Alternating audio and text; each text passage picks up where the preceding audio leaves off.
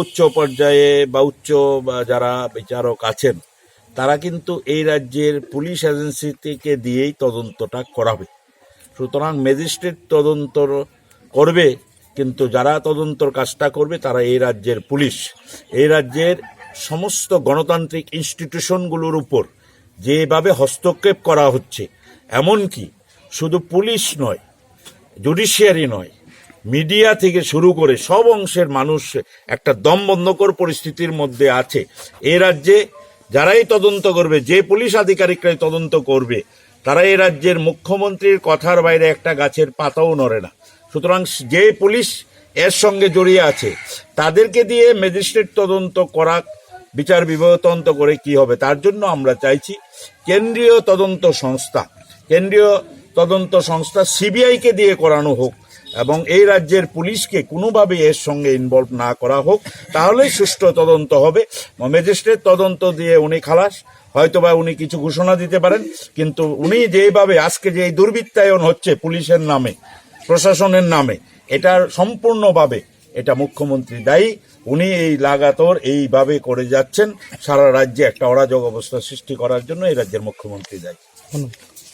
না, আমাদের রাজ্যে একটা হিংস্র প্রশাসন, বিচারের নামে অভিযুক্তদের সঙ্গে জন্তু জানোয়ারের মতো ব্যবহার করা হয়।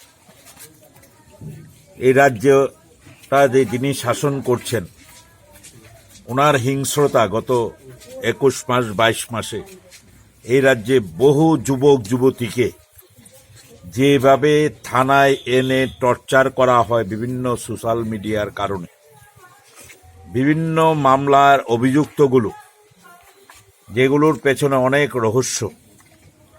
আজকে 38 বছরের ছেলে এই লঙ্কামুড়াতে, ওর দুটো সন্তান ক্লাস 9 এবং ক্লাস 10 পড়ে। একটা ভয়াবহ মর্মান্তিক ঘটনা। শুধু টর্চার করা হয়নি, কালকে ও যেদিন তাকে খুন করা হয়েছে সেই দিন রাত্রিবেলায় সারা রাত্রি বিভিন্ন জায়গায় পুলিশের দুর্বৃত্তায়ন, তাকে সঙ্গে নিয়ে এই ঠান্ডার মধ্যে কখনো পুকুরে নামিয়েছে, রাস্তায় চলতে চলতে ওকে মেরেছে বলে আমাদের কাছে খবর, এবং প্রচণ্ড কষ্ট দিয়ে এই ধরনের হত্যা সংগঠিত করা হয়েছে। এটা আমরা রাজ্যবাসী আমরা বারবার অভিযোগ জানিয়ে আসছি যে রাজ্যে এই সরকার একটা কসাইখানাতে পরিণত হয়েছে। সরকারের মুখ্যমন্ত্রী এই ধরনের অত্যাচার উনি খুব এগুলো এনজয় করেন। ওনার মানবিক কোনো দৃষ্টিভঙ্গি নেই, মানবতা বিরোধী। এই ঘটনায় সবাই আমরা মর্মাহত। এই ঘটনার সঙ্গে তাবর এই রাজ্যের প্রতিষ্ঠিত